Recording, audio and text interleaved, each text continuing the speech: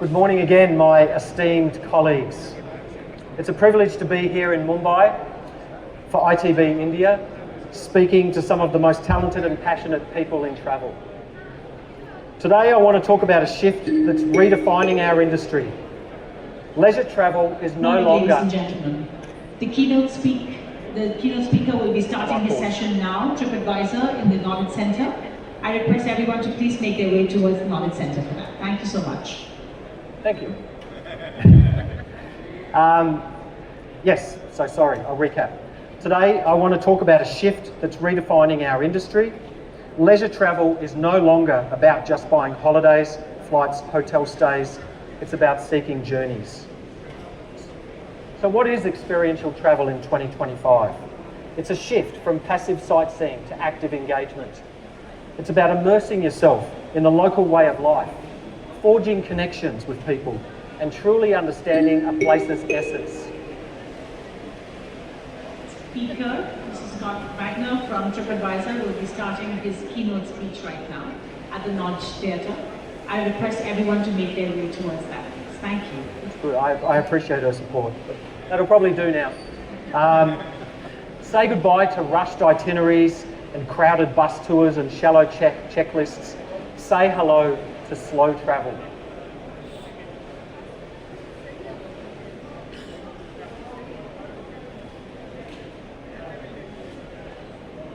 It's about immersing yourself in the local way of life, forging connections with people, and truly understanding a place's essence.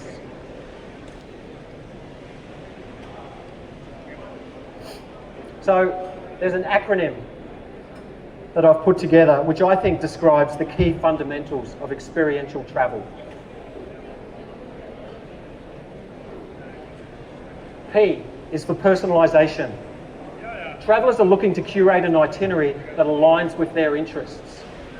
Whether it's a pottery class in Jaipur for those that are interested in arts and crafts, or a home-cooked meal in Hanoi for those who are interested in cooking, a wildlife trek in Sri Lanka for the more adventurous types, or maybe even a tour of the Melbourne cricket ground in Australia for those that are into sports. Thought I'd just throw that one in. A is for authenticity. Experiences must be genuine and true to the local culture. Travellers are after real culture, real rituals, real people, not staged for Instagram moments. L is for local interaction.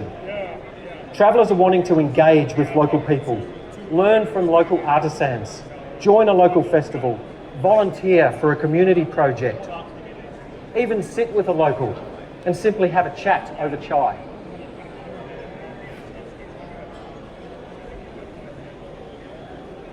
S is for sensory immersion. Travellers are looking to engage all of their senses. Taste a spicy vada pav in Mumbai. I hope I pronounced that correctly. Listen to local folk music in Jaipur. Inhale the aromas of the old Delhi spice market. See and maybe even wear vibrant saris in Varanasi, or touch and feel handmade crafts in Kolkata. Travel is now lived, not just watched.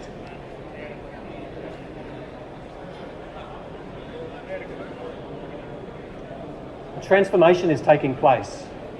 It's already underway and it's going to continue. Travel used to be about collecting places. Example, the picture on the left of the couple in front of the Taj Mahal with the selfie stick. Smile, take picture, tick that one, move on to the next. That was the old. Now it's about collecting moments.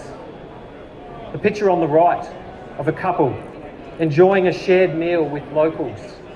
The woman actually wearing a local dress just to feel like she's getting into the atmosphere and the culture and immersing herself in the experience. This is not suggesting that the Taj Mahal will continue to be a major draw card, but travellers want more. They're not just going to go there and take a photo. They're looking for immersive experiences. And while they're there, they're looking to do a number of things in Agra, in and around, and learning as much as they can. South Asia travellers today are prioritising destinations that offer immersive, passion-driven experiences, from culinary adventures and wellness retreats to cultural festivals and nature escapes. Iconic landmarks alone no longer drive decision-making. Destinations must showcase the full spectrum of experiences that they offer, mixing adventure, learning, healing, and celebration. It's a paradigm shift from I was there to I was changed there.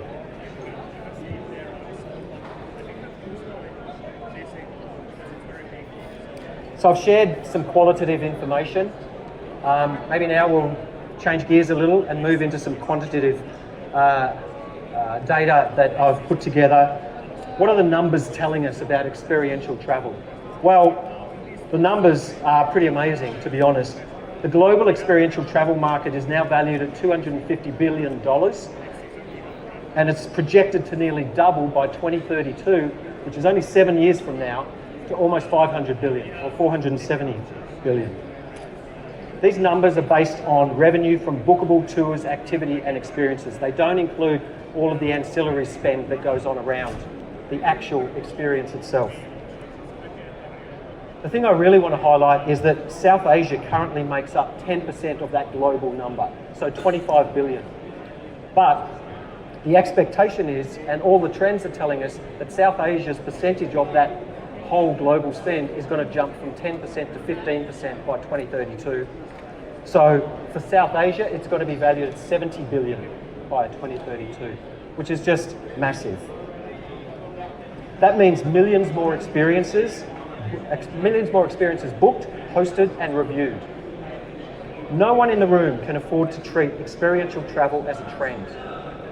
It's the new norm and the momentum is not slowing.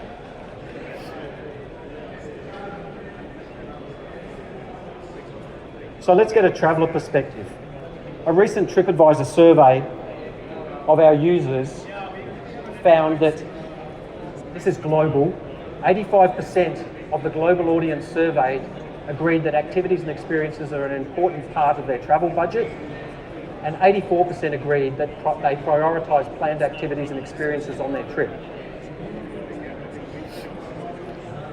We've been tracking these numbers for a while now and they continue to climb, and we don't expect them to kind of plateau or even decline. Experiences have moved from nice to have into the essential component of travel spend. Focusing on South Asia, the story is even stronger. India travellers recorded the highest responses to the same two questions that I showed on the previous slide in terms of prioritising on-trip experiences. 91% agreed that activities and experiences are an important part of their travel budget, and 92% agreed that they prioritise planned activities and experiences while they're on their trip. India travellers are now the world's most experience-focused travel market. Why is this shift accelerating, and what's fueling the growth?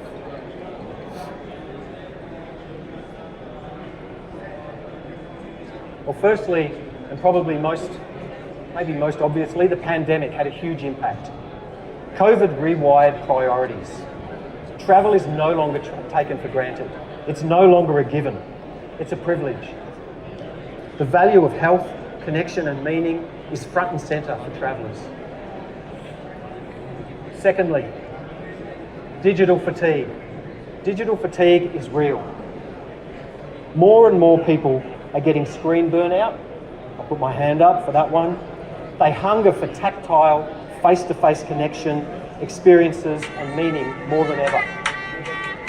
And third, the rising middle class. It's growing fast. Nowhere is this more prevalent than right here in India. Rising disposable income plus global exposure is making experiential travel mainstream, acceptable and expected.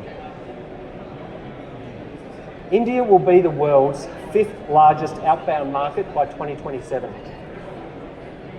Outbound trips will climb from 30 million in 2024 to over 50 million in 2030. Again, only 5 years away. These forces together aren't just changing travel destinations, they're changing the very DNA of the traveller. So who exactly are these travellers? Well, look no further than the next generation, Gen Z and millennials. They are the fastest growing middle class segment, driven by urbanisation, higher education, and deep digital roots and digital connectivity. They will constitute 60% of South Asia's travel spend by 2030. In India, they're already half of the middle class. And just to make sure everyone's familiar with Gen Z and millennials, as of 2025, Gen Zs are aged between 13 to 28 and millennials are aged between 29 to 44. So basically we're talking about that age group between, say, 21 when they start making independent travel decisions and 44. Super important.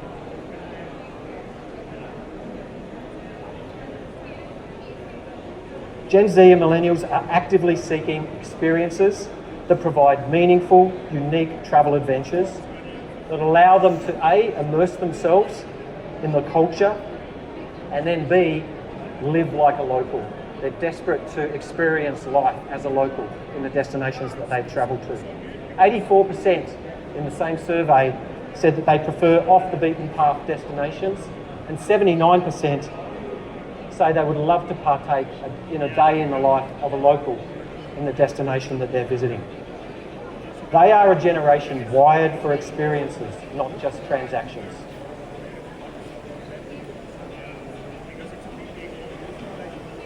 Gen Z and millennials have a high propensity to plan and book their activities ahead of their travel. They're always thinking about it, they're planning, and they want to book in advance. They want to know that they've got this organised. Again, India, Gen Z and millennials, significantly over-index compared to the global average in our survey. 65% compared to the global average of 46% say that they book or plan to book on-trip activities ahead of their trip. Brands who can offer easy, unique, engaging, bookable experiences stand to win with this lucrative, always planning generation.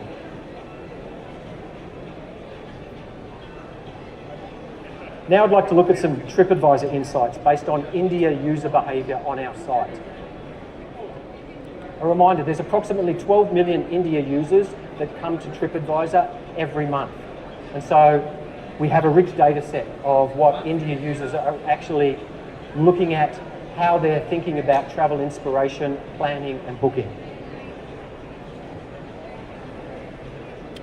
First of all, we'll look at outbound travel trends. So this is India users on TripAdvisor looking at international destinations. These are the top 10 countries looked at by India users on TripAdvisor during the months of January to June 2025. I'm not going to go through the whole list, but I'm going to focus on the ones that I've highlighted in purple or blue. Purple, I think it's purple. So what we can see is Thailand, the UAE, Vietnam and Indonesia are surging for Indian travellers. Travellers, my take on it is that travellers, and particularly this growing middle class, there's a higher propensity for outbound travel, and they're looking and seeking regional proximity, cultural nuance, and increasingly sophisticated experience memories.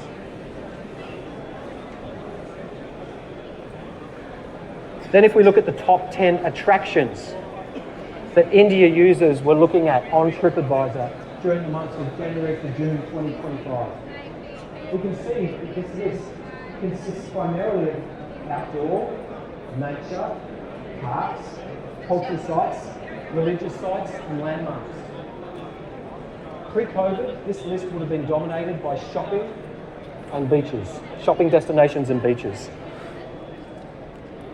But now, for India travellers, outbound, international, authenticity and adventure are all the go.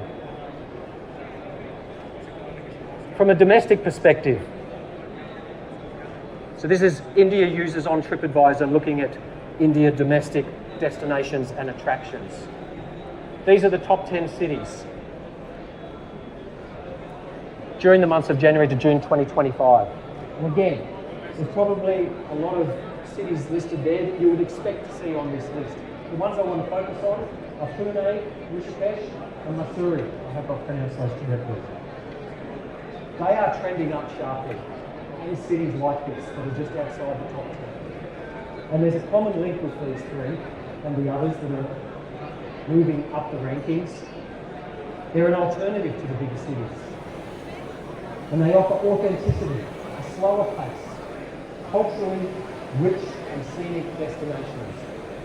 So expect to see more of these in our lists over the coming months and years. From an attractions perspective, again, experiential style attractions are seeing a surge in interest and bookings. 75% of the experiences booked on TripAdvisor during this period by Indian users were for cultural landmarks, religious or heritage sites. Travellers are rediscovering their roots through meaningful journeys and experiences within India.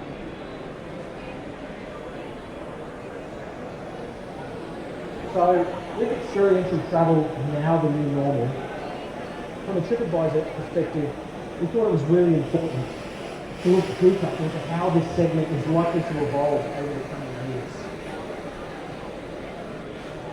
So we launched TripAdvisor Trendcast. We launched it this year. We're going to continue to do it every year moving forward. It's a global deep dive into the themes and trends emerging from millions of reviews, bookings, and traveller forums and discussions. This is the ultimate pulse check on where travellers are now and what will be driving them forward for years to come, specific to experiential travel. There were 14 trends identified globally when we did this research. I'm going to focus today on the top 5 that were most prevalent and the highest priority for South Asia travellers. And before I go into them, I just want to emphasise, these aren't just trending destinations, they're broader cultural shifts.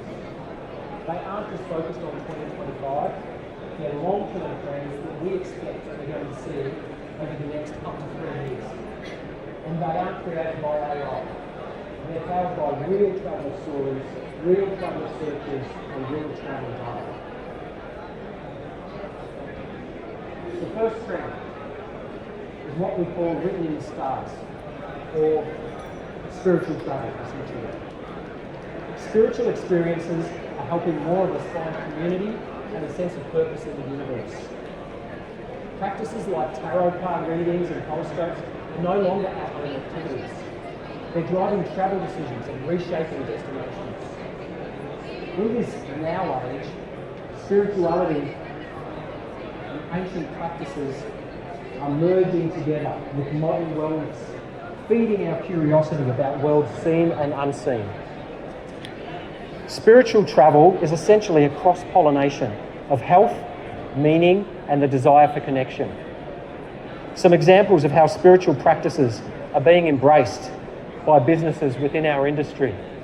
The Standard Hotel in London holds monthly zodiac retreats that match travellers with experiences tailored to their star sign. The Standard Hotel in the Maldives offers holistic and spiritual treatments, including sound healing and mantra meditation. One of the Mandarin Oriental properties in Greece has added crystal healing readings to their spa menu that sits alongside traditional massages. Even ancient and spiritual sites, sacred sites like Stonehenge and the pyramids, now have astrologer-led tours which are rising in popularity. So going from spirit to water, which is another ancient link, the next trend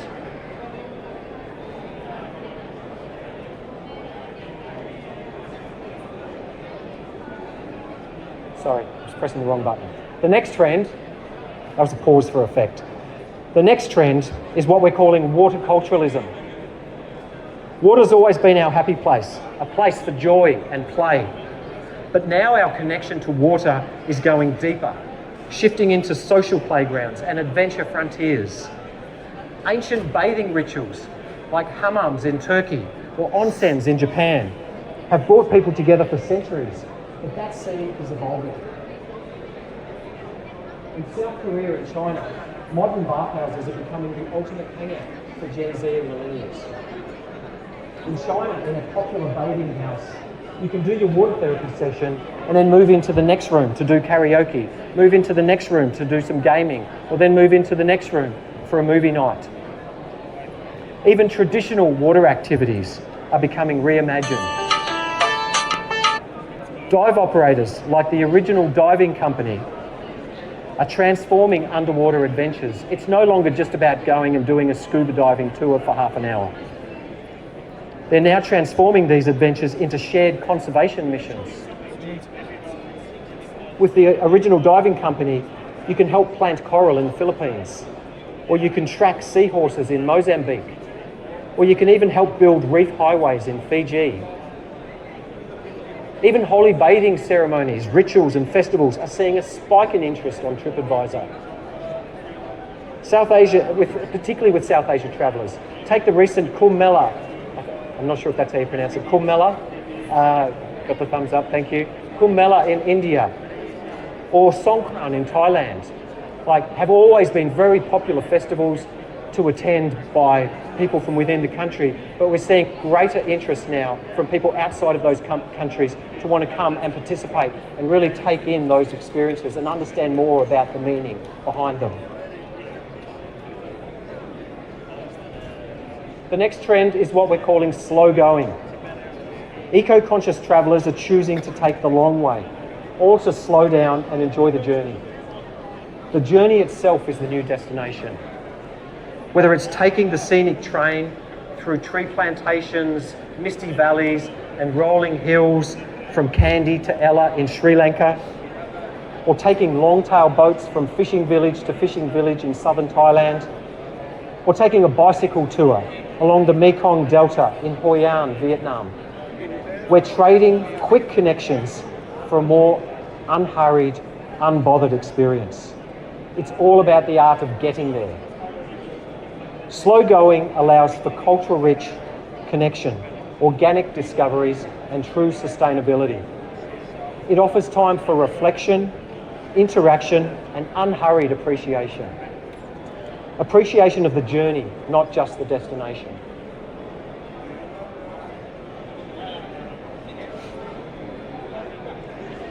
The next trend, investigative eating.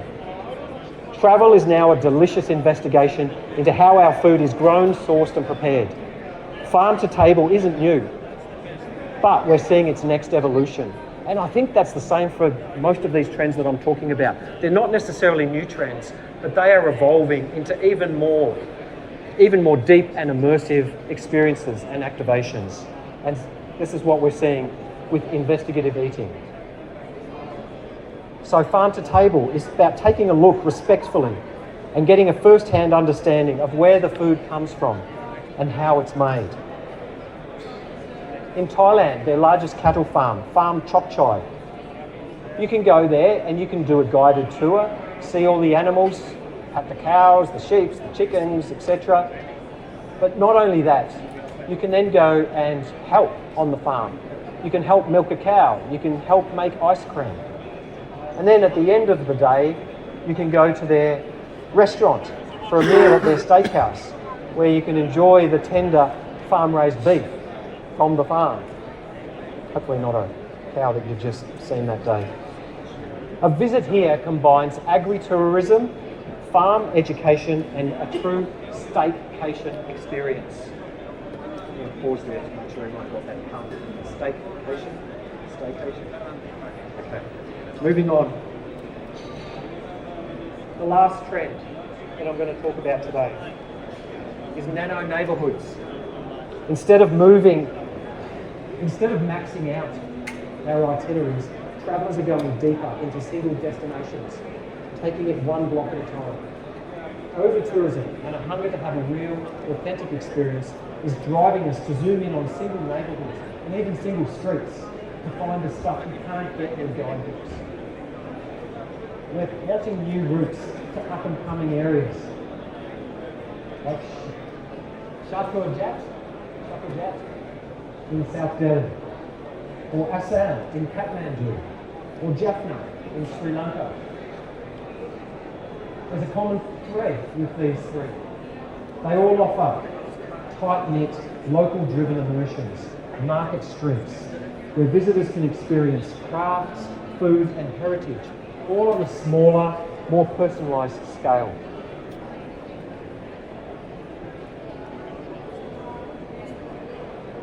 So, what to do with this information? What are the takeaways? Well, what can industry leaders do? In a rapidly evolving market, travel industry leaders who embrace the insatiable appetite for authentic, immersive experiences are going to be best placed for sustainable growth. You need to help travellers find meaning in your attraction, in your destination, in your business. So I've put 4 key takeaways from my perspective. Firstly, curate, don't just offer. Build travel packages rooted in storytelling, local engagement and wellness. Design offerings for the younger, rising middle class, not only for the more elderly urban elites. Partner with your local community. Invest in authentic, sustainable and ethical travel. And lastly, I haven't really covered that too much, but I think it's super important. In this world of AI and kind of trying to work out what's authentic and what's not authentic, leverage user-generated content. Leverage real traveller stories. Encourage it in your businesses, because it's going to help bring your destination or your business to life. Really important. Those who move beyond conventional tourism to deliver genuinely meaningful experiences will not only capture the hearts, minds and wallets of South Asia travellers, but you're also going to help shape the future of global travel itself.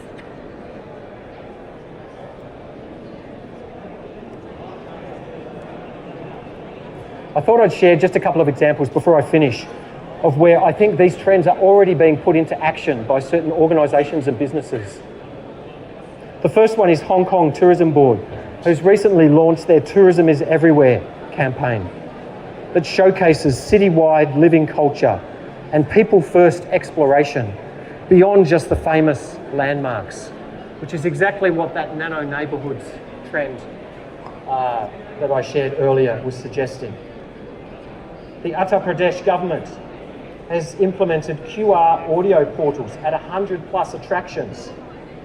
So again, you're not just going to the attraction and having a look. They've got these portals there that allow you to have an immersive, tech-enabled journey through the rich history, culture and natural beauty of that attraction that you're attending. There's a collection of properties called the Sharjah Collection in the UAE that's just launched a new property called Nomad. It's an off-grid trailer experience in the mountain valleys of Kalbar that emphasises digital detox and nature immersion. No Wi-Fi. How good would that be? And lastly, grocery store tourism. I spoke about investigative eating. This is something that's often overlooked, but is gaining in popularity. Grocery store tourism is being integrated into tour operator and hotel offerings right now. It's seen as both a cultural adventure and an authentic way to experience daily life in the city that you're in. Also experiencing the local flavours, the snacks, the different ingredients, and experiencing the culinary habits in a city that you're not familiar with. It's a great way to learn more about the food culture in a city. I was in Tokyo recently and I saw it all around me. People, tourists that were going into the 7-Elevens and the food marts and buying up on snacks and various things. You've got to be careful about what you can take back to the country, I understand, but still, it's very, very popular. Lastly, I want to leave you with a quote from the late Anthony Bourdain that he wrote back in 2007. He wrote this: "Travel isn't always pretty. It isn't always comfortable. Sometimes it hurts. It even breaks your heart. But that's okay. The journey changes you. It should change you. It leaves marks on your memory, on your consciousness, on your heart, and on your body. You take something with you. hopefully you leave something good behind. I think this perfectly sums up the movement in travel that's happening right now.